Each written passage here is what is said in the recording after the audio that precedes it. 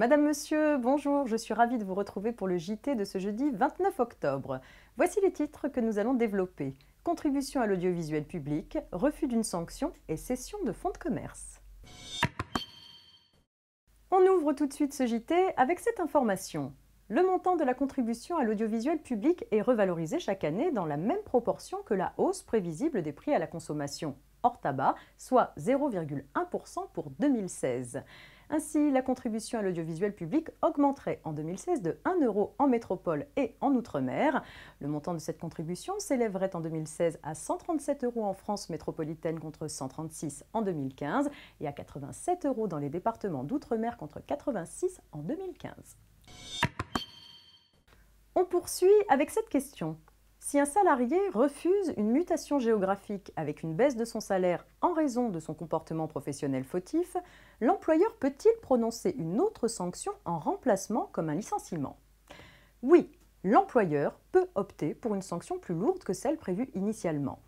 Mais quelle que soit la nature de la sanction de remplacement, l'employeur doit convoquer l'intéressé à un nouvel entretien dans les 2 mois suivant le refus du salarié. Cependant, la Cour de cassation a rappelé que l'absence d'entretien préalable à un licenciement ne prive pas le licenciement de cause réelle et sérieuse. Mais cette convocation à un entretien préalable ne doit pas être négligée par l'employeur qui peut être condamné à verser au salarié des dommages et intérêts pour irrégularité de la procédure. Par ailleurs, ce nouvel entretien déclenche un nouveau délai de 1 mois pour prononcer la sanction et permet à l'employeur d'éviter d'être rattrapé par le délai de prescription des faits. On termine avec une histoire de cession de fonds de commerce.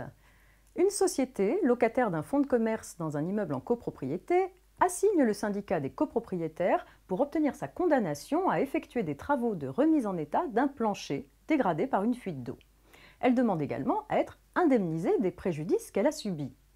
De son côté, le syndicat des copropriétaires demande au juge de condamner la locataire à faire exécuter les travaux de réparation à ses frais, car la fuite d'eau s'est produite à l'époque de l'ancien locataire. Les juges donnent raison au syndicat des copropriétaires. La locataire conteste, en faisant valoir que la cession du fonds de commerce ne comprend ni les créances ni les dettes du cédant. Ainsi, seul le précédent locataire doit être contraint de réparer. La Cour de cassation n'est pas de cet avis. Selon l'acte de cession du fonds, la locataire avait accepté de prendre le fonds avec tous ses éléments corporels et incorporels dans l'état où il se trouvait, sans recours contre le cédant pour quelque cause que ce soit.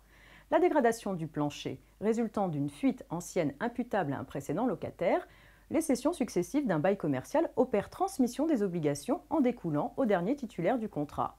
Le dernier locataire doit donc réparer le plancher dégradé. C'est la fin de cette édition. On se retrouve demain, vendredi, pour un dernier point avant le week-end.